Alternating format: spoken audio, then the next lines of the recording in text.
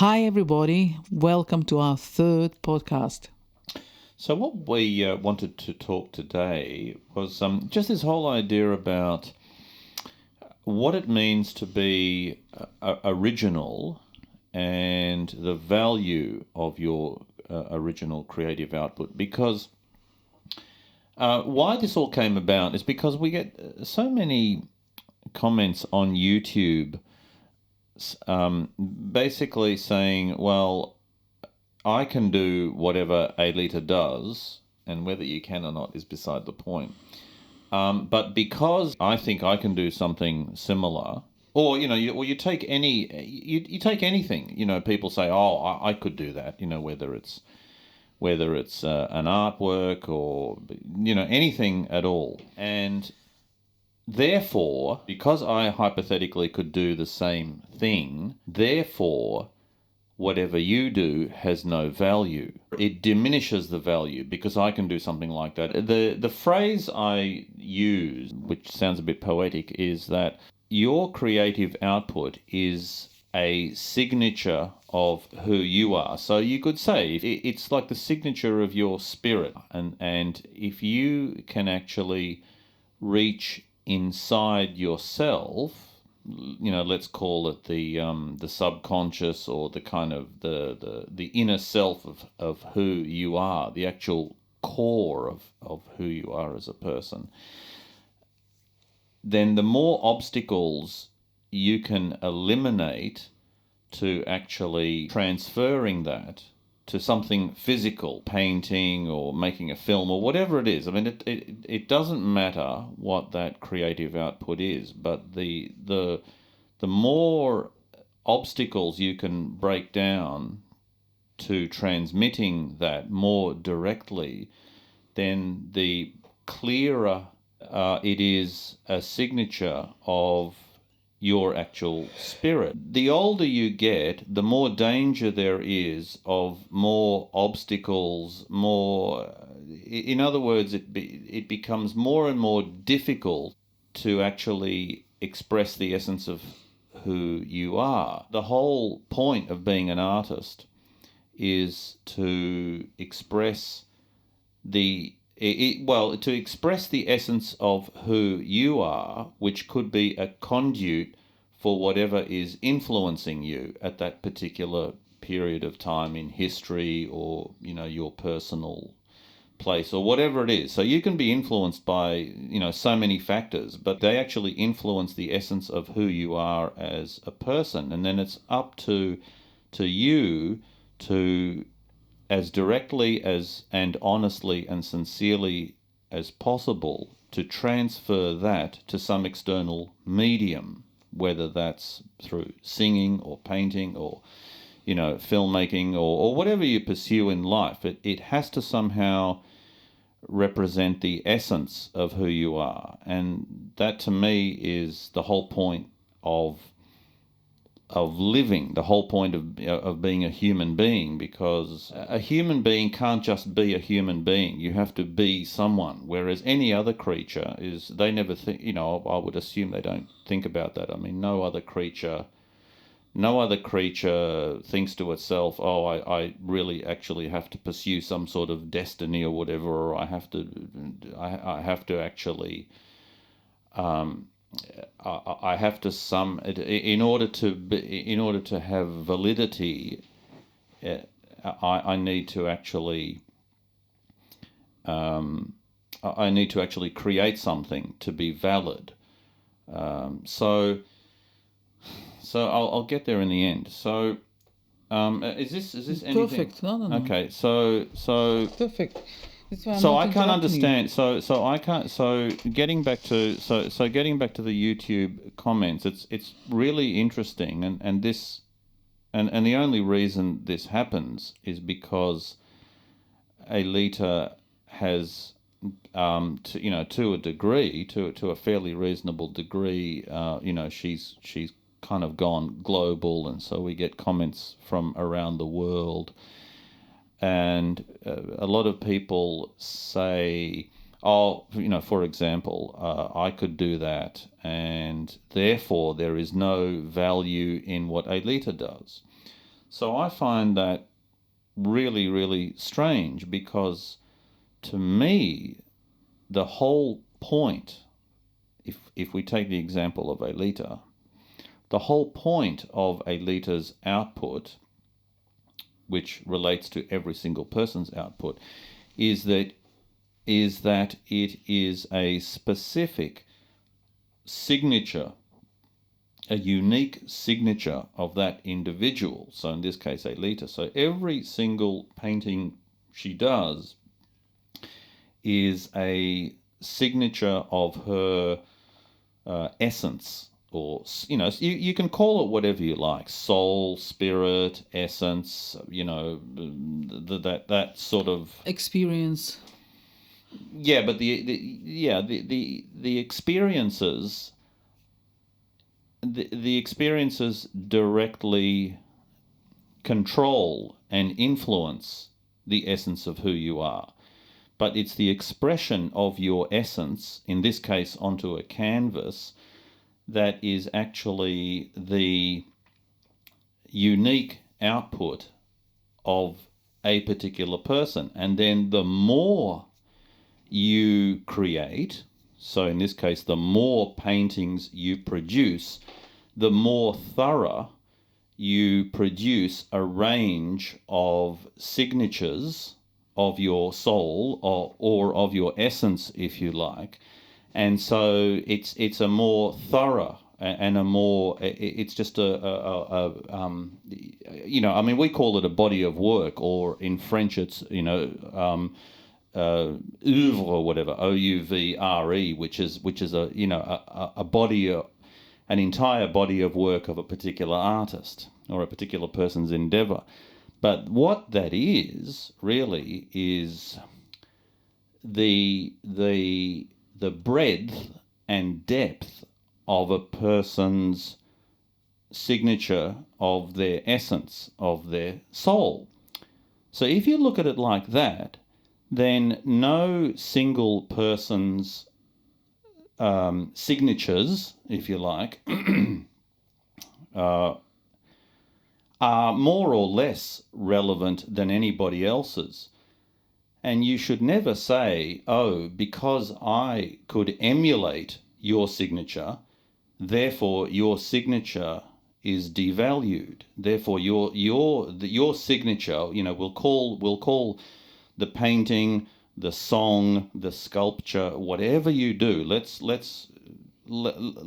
eliminate all the individual physical differences between all of those types of output, and let's just call it signatures, because that's what they are, really. I mean, you look at, it doesn't matter what you look at. You look at a Picasso, or you look at Michelangelo, or Rodin, or whatever, and you can say, oh yeah, okay, that's the actual essence of that person, permanently etched into whatever material they were working on at that time.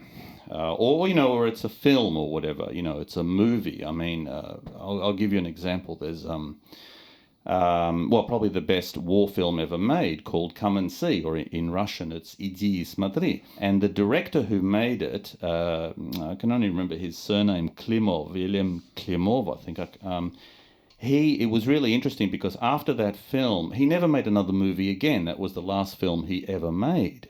In 1985, and he said, there is no reason for me to make any more films.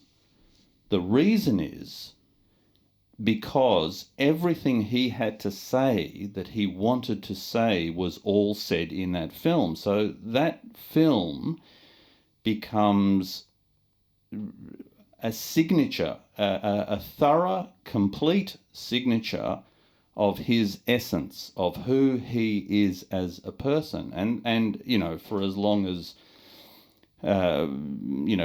that work will exist in all various forms in the future and whatever, and who knows what where technology will go, but that's always going to remain as the ultimate statement of him and his vision and the people he worked with. That will forever remain the embodiment of the essence of who he is and the vision that he had. Now, what happens is as soon as your signature, whether it's film, sculpture, painting, whatever, as soon as that goes out into society, or it goes, it doesn't only go out into society, but it goes out into, the commercial business world. So you've got these two completely different areas.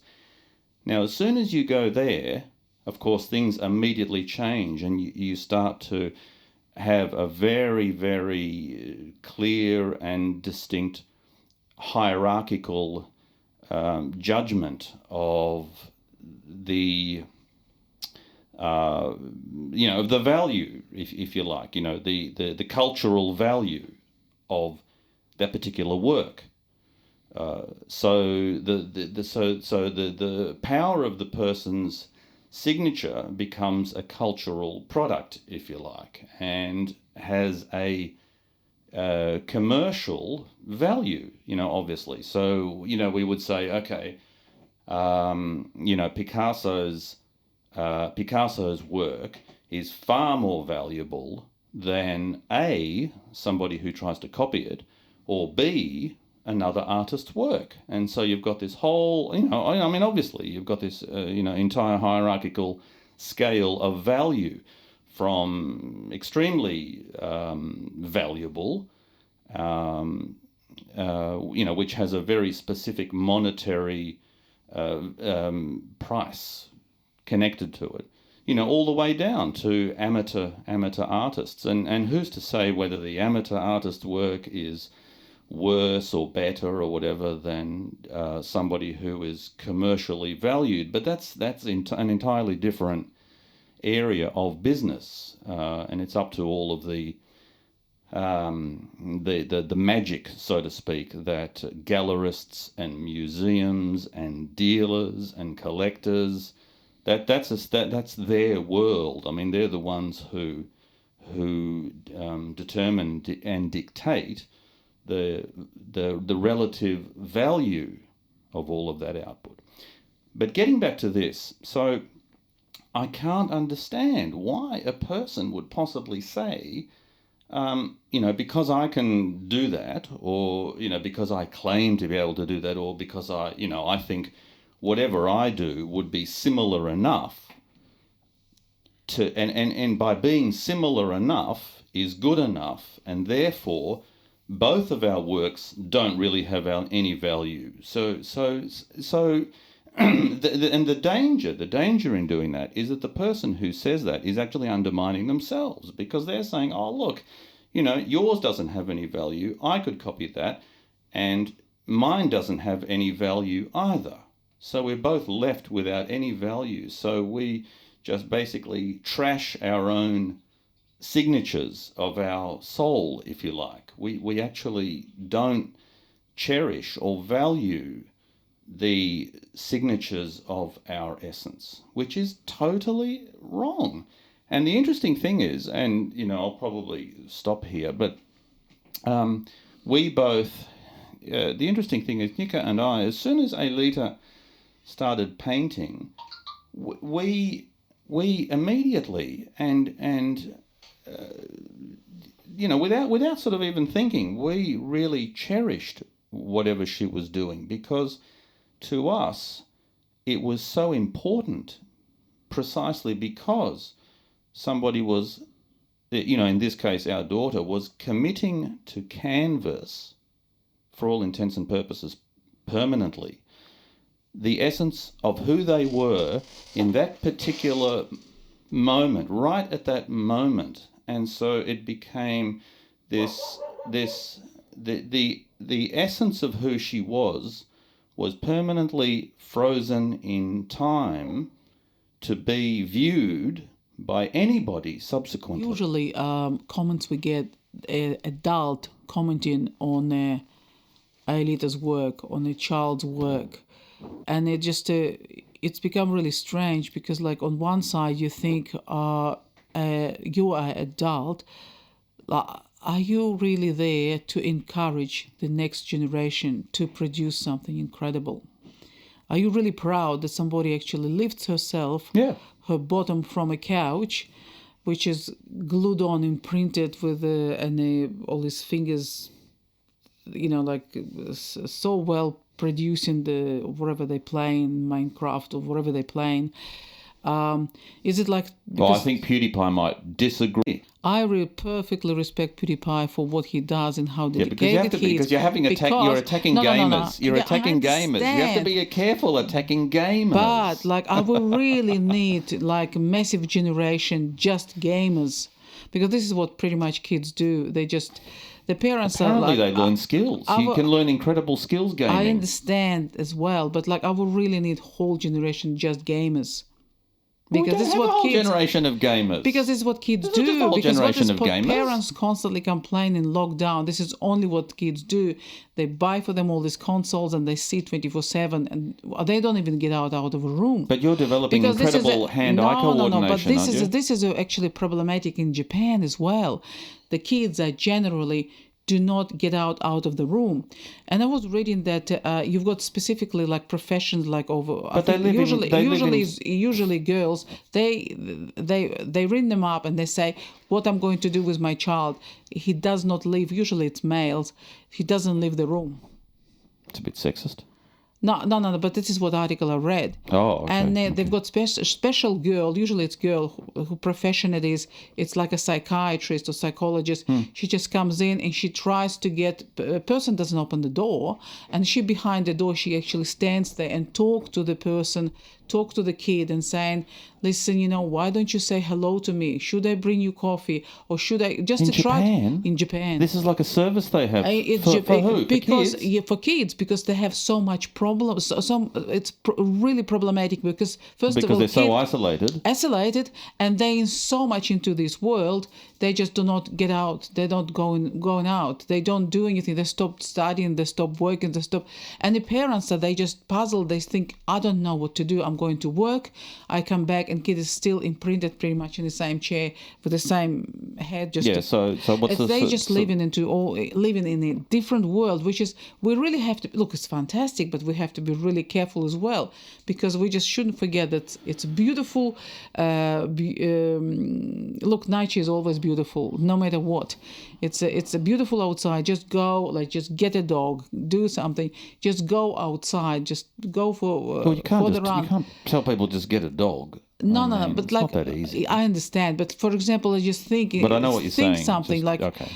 Because it is so important. And now with a computer, I actually even see with Aelita too, since we bought an iPhone for her, she just, she does all her own things and she draws a lot, and she draws on her iPad, but it's still, I can see she's really enchanted with the Minecraft. Because she's building her own imaginative cities and the rest of it. Look, it's all fine. Everything is fine. But could that be could that be purely a generational difference? In other words, this is a completely different generation, that. And they might be using it for. I'll give you an example. Apparently, a whole lot of kids actually created a version of their school in Minecraft. They actually, so in other words, they're sort of virtually attending school within Minecraft. Well, I understand. It's so fantastic. That's teaching you because architecture, design. Look, this is why, Aelita loves Minecraft, because it does teaches you to build things, and so really you think You're inside. Skills. But You're skills. but you can't just expect person 24/7 to sit on it. And a lot of parents, on the exhibition, they came in, they think, oh my gosh, your child have such an output, because they look at the output what actually Aelita does, and they just think, oh my gosh, But isn't that an example of commitment to something? Application. You're applying yourself to something consistently without interruption. But can't you also turn that argument around and say that's a good thing, because you're actually persistent? Well, it is a good thing, and I'm actually saying it is a good thing, yes, but you have to do something else as well. You just can't have a generation of just Minecraft users or first shooter game users, look, it's fantastic, it's wonderful, but as long as you do not spend 24/7 on it, and as long as you just also because you may be very, very talented, I don't know, musician, or very talented painter, or very talented, I don't know, mathematician. But if your heart is really will, in it, if your heart's really in it, what are you going to say to a person like that? Well, I would like to say this is actually very, very seductive. The Minecraft and the first shooter game, it's really seductive. But on one point, okay, with Minecraft, you're doing something, you're building something. But as far as all the rest of the game, it's more like consumerism. And I'd like to return back to consumerism. Okay. Because you see, like, we're so trained to consume, not to produce, but consume. You go in front of a television and you watch, because it's all like candy, like straight there. You just sit down, you watch, and you just have snacks or whatever you usually do. But this is not a reason for us to leave, because it's like consumerism pushed on us so much. Why don't, like, I can understand if you design a first shooter game, it's not a problem at all with me. But for example, you really have to have at least both sides of a coin side from point of view of, look, you're not just a consumer, you're also a creator, because this is who we are. We create, and we create better in competition as well, like so-and-so does better, and I'd like to do better than that. And this is how we progress in how society progresses, because we just looking at each other, and it's encouraging us to do better, to do look, I imagine, and I've seen Elon Musk playing a first shooter game as well. It doesn't hurt him, but he actually does something as well. Yeah, why don't you balance? You limit your time. Exactly. Why don't you balance games. It as well? Okay. Because look, I can imagine, kids are incredibly gifted. My goodness, they open to so many different things. Yeah. And something, because it's so it's easy to do. To squander all the other. Because you see, to produce qualities. Something, it's so difficult. This is why lots of people back off and say, "Oh, look, I'll better sit on the couch and play first shooter game." But we have to be so careful, because you have to look at something and think, what's actually easier for me to do, because motivation to create something, to do something with your life is tough. First of all, if you create something yourself, it's always going to be somebody there turning around saying it's crap, or turning around this prejudging something. If you don't create ever anything yourself, of course you turn around and say, oh, it's rubbish, It's just like, and I found lots of criticism, because I research about people who criticizing, somebody on the internet, or criticizing us, or criticizing somebody else. I found usually they haven't got much of a, much of a production themselves. I can't see anything about them on the internet. Right, they haven't because really could done you believe anything. it? Rogan, Mr. Rogan will come on his show and says, this guy, whatever he did is just a crap. Well, I beg your pardon. This is somebody creative output. He can't say that, because he's an intelligent man. This is why you have to be really, really careful with criticism, because I think you do something, and you will know how much effort you need, personal discipline, to be able to create anything before anybody else's judgment lies on your shoulders. This is why, I think the most important, aspect as us as human beings, encourage each other. Number one, you're going to feel fantastic, and you're going to think, oh my gosh, maybe I can do the same thing. Because you see, positivity creates positivity. Negativity just pushes yourself down as well. By criticizing somebody bitterly without any sort of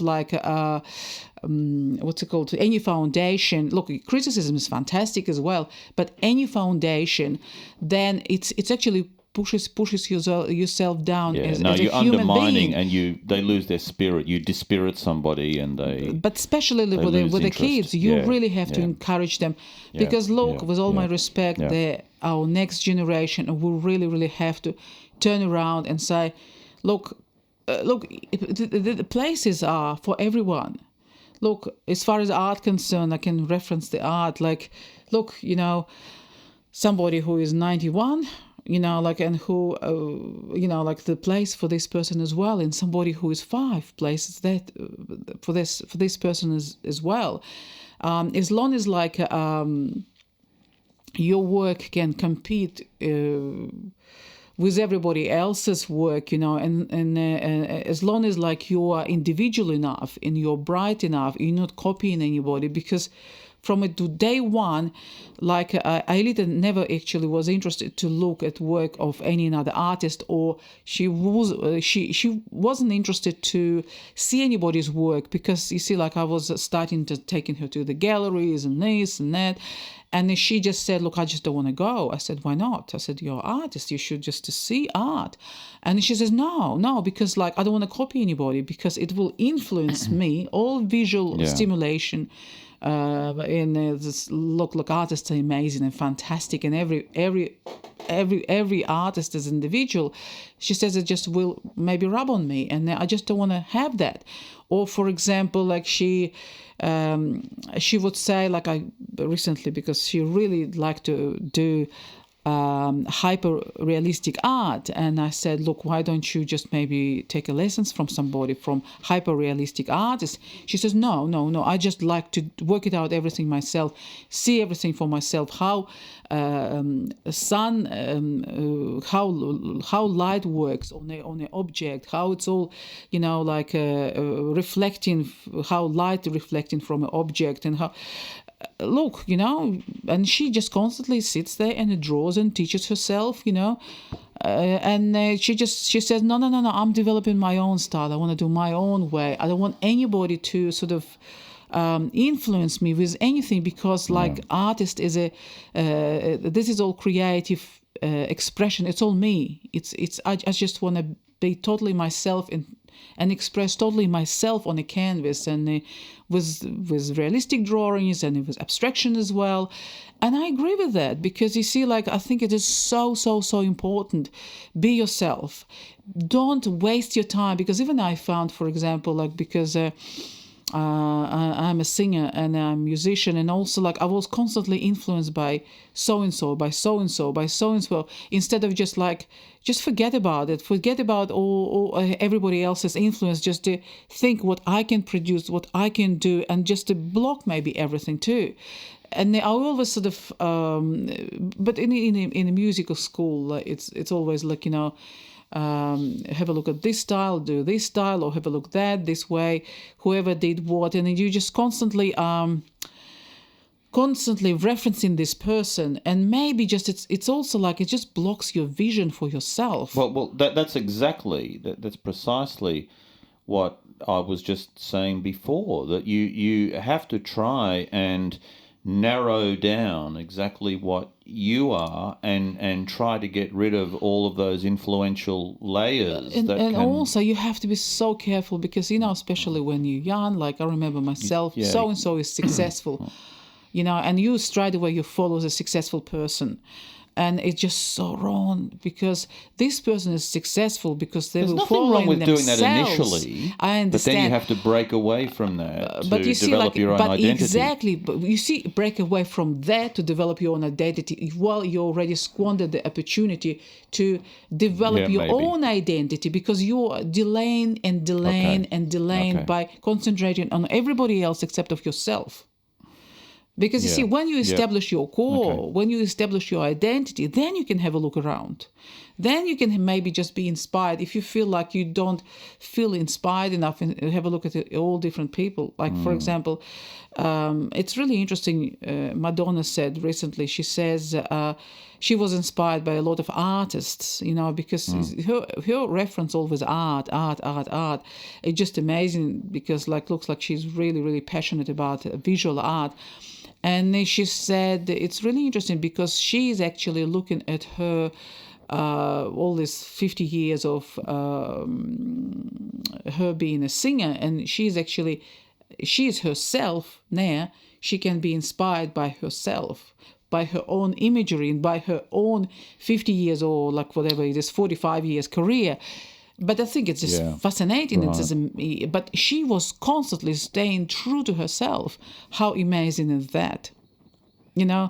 And for example, what's important, for example, like I look at Andrei Tarkovsky, Russian director, and he was staying constantly true to himself, even though his films, for example, wasn't successful in Russia. Like I remember, I was going to Stalker to his, like I absolutely adore this film. It's one of my favorite films he created, and me and my friend, we were just sitting there, and we couldn't even watch the film because like it's constantly, you can hear all these chairs, like people getting up, and chairs are wooden, they're not soft. Then at least it was this way, and they're getting up and it's just like, and they're one banging, chair, all the seats are banging as they flip up. And it just was so like heartbroken because people just simply didn't understand his philosophy, didn't understand what he wanted to express, and it just was too... Well, they didn't want to immerse them. They were not prepared to immerse themselves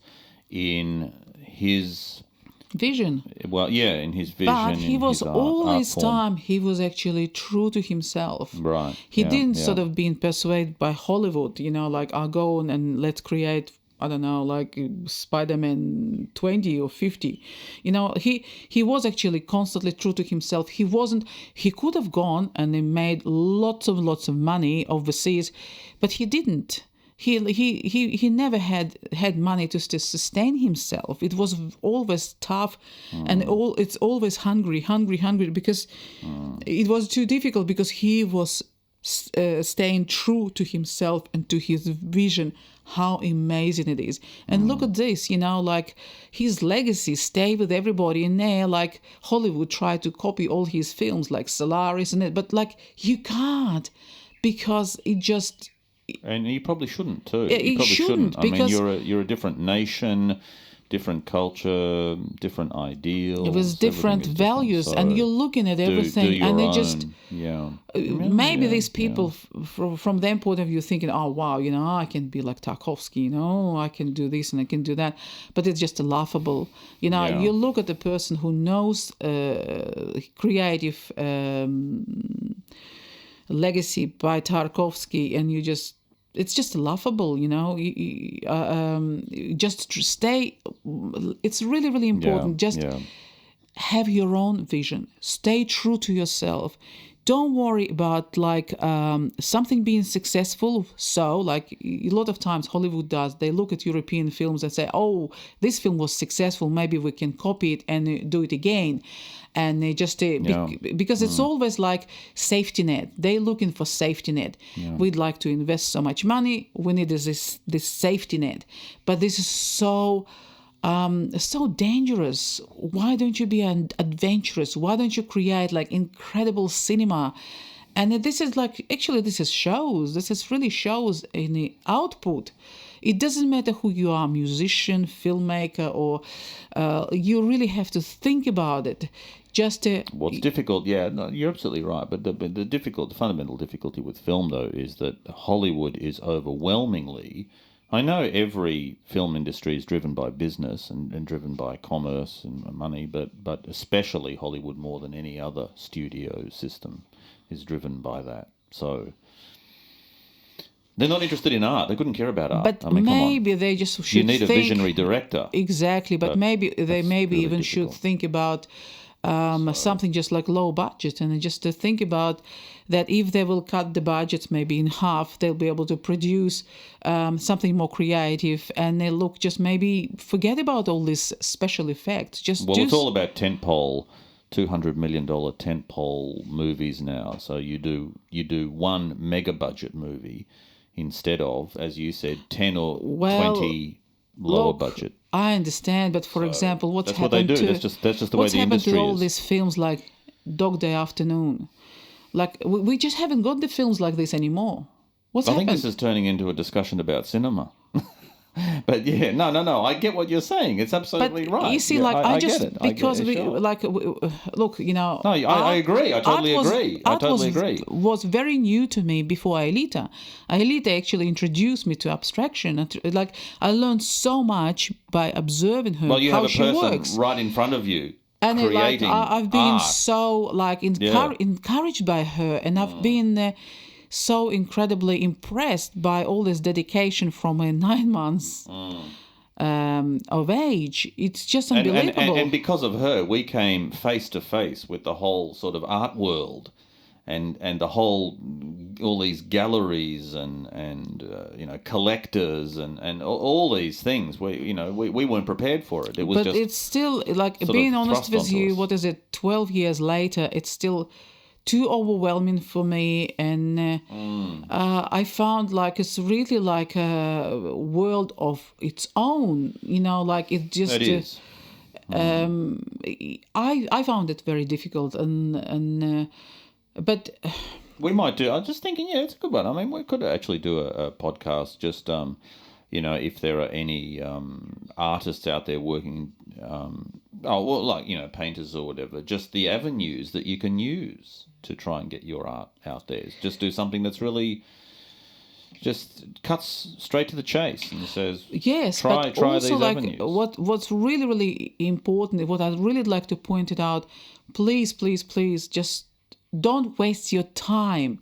Stay true to yourself, and then just promote yourself and promote your own style and promote your own expression, rather than because I really felt I lost so much time by looking at everybody, maybe just in one way, copying this singer, copying that singer, or like trying to do this way and that way, and maybe this style, and I just was sitting in all these 5-6 different styles, and because I just didn't concentrate on myself, what actually I want, what actually really true to me. But because this is popular, and maybe this is it just so wrong, and you're wasting your time.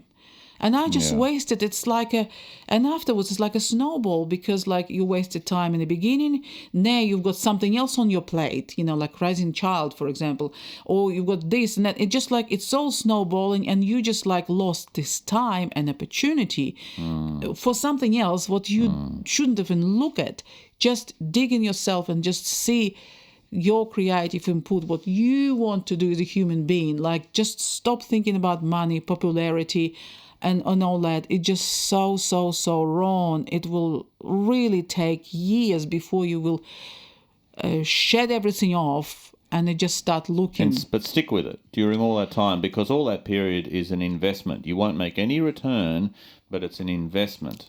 And as far as the art concerned, look, sometimes people are lucky. They strike first, and it's just they're in the right place at the right time with the right people.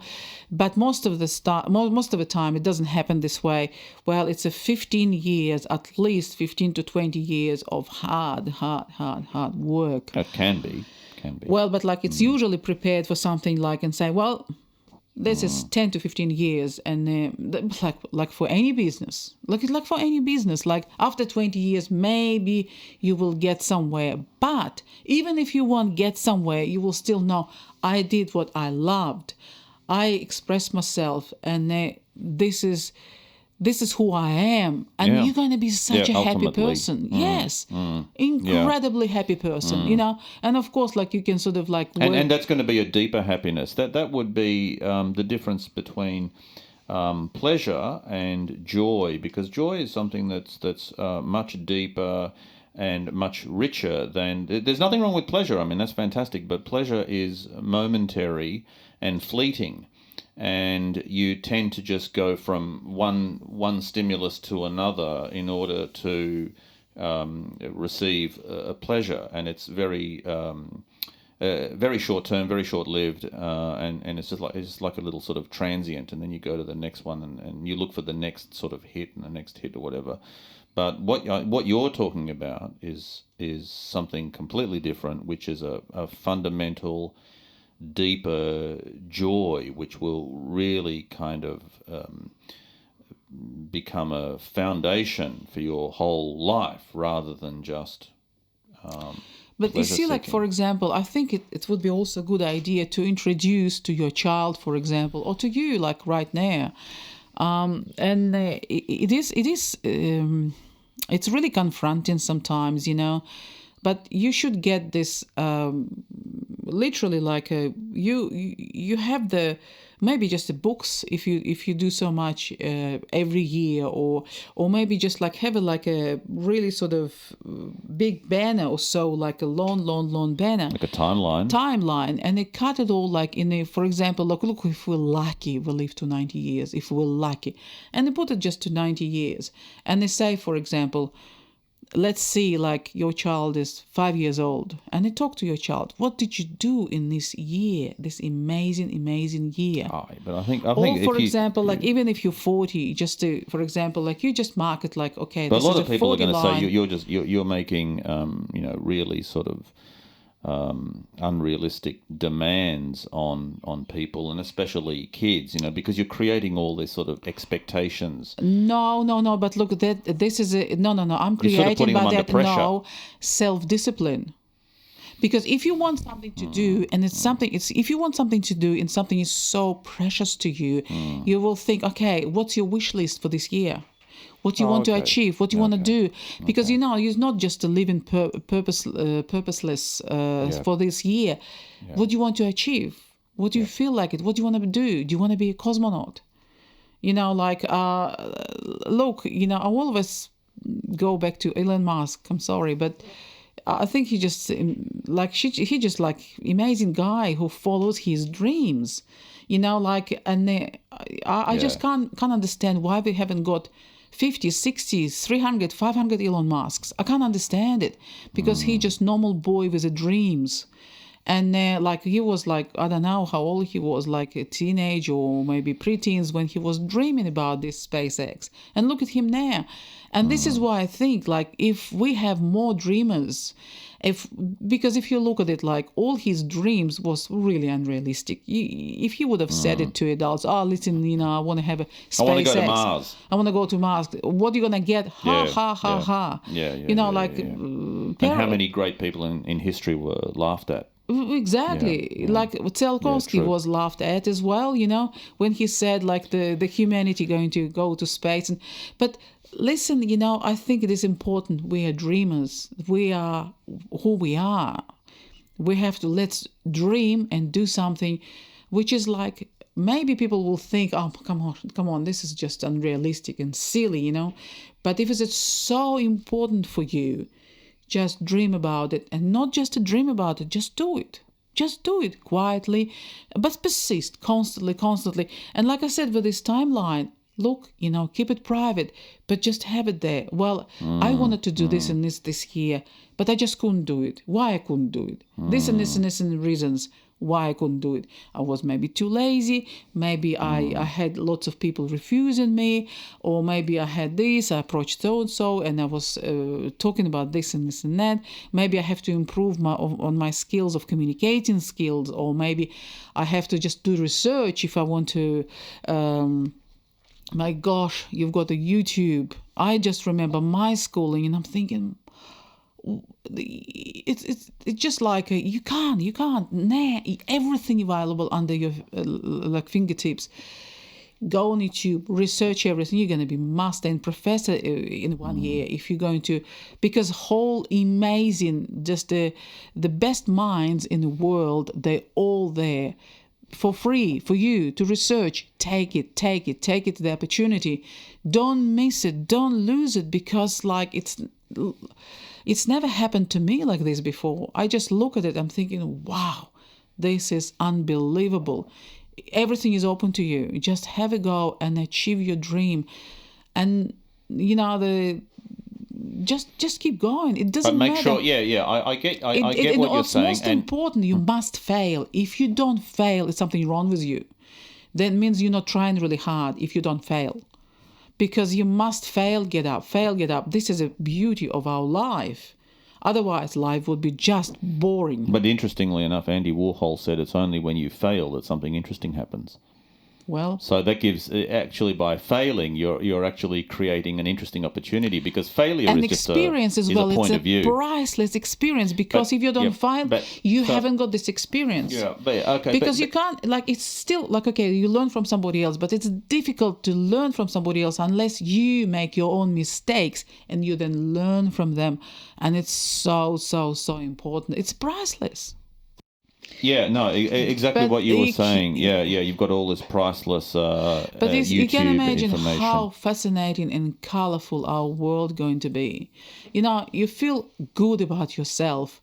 You would be a much better person as well, because you will feel so great. Only why we actually being nasty to each other, because we don't feel good about ourselves. Well, because I don't feel good about myself, let me go and paint somebody else's black and say, like, you're doing rubbish and you're doing crap, you're doing this, you're doing that. Well, this is just it shows about you, and that you're not satisfied with yourself, not about somebody else. And I feel like every time I read a comment like this, this is just crap what you do, or anything like this, or just I read somebody else's comments as well, not just our comments, but on some in other YouTube channels as well. And I'm just very curious about this negative person. I look their profile. Usually it's no videos on the profile, and they haven't done anything. So they haven't got enough courage to express themselves, show themselves to the public, and let public criticize them, or public look at them, and be in the same spot at what they doing to another person. But you see, like, to people like this, stop doing it. Just concentrate on yourself. It whatever people saying, it shouldn't concern you.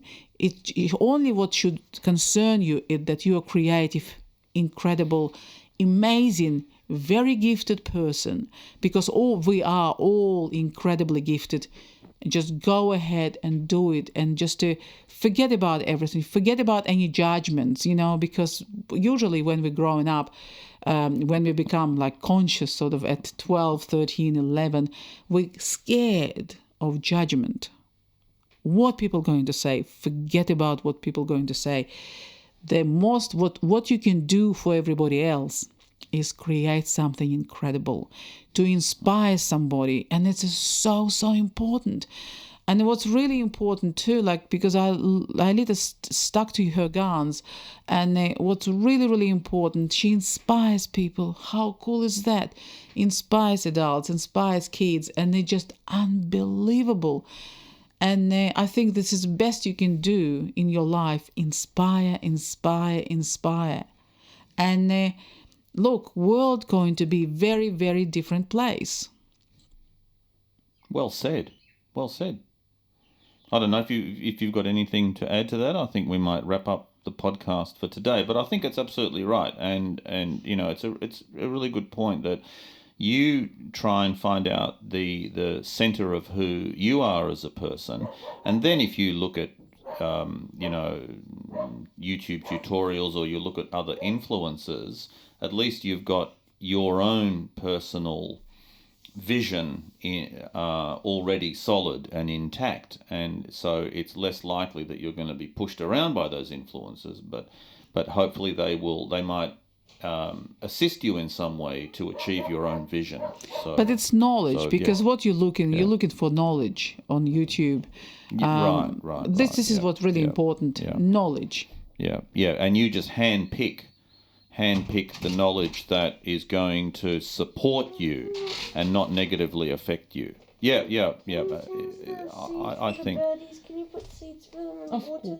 Of course. No, I think that's so true. That's so true. All right, Aelita's hungry, so we might wrap up today's Aelita, would you podcast. like to say anything? This is our podcast. Do you want to say something? This is podcast number 3. And Aelita has just had a horrified look, and she's run away. So we'll wrap it up. That's all right. That's all right, Aelita. Don't worry. It's okay. Look. Thank you for listening. Yep, thank you. Look, please just talk to us, because it is so important for us. Yeah, leave your comments below, and we'd love to. Also, look, put the questions for Aelita as well. Yeah.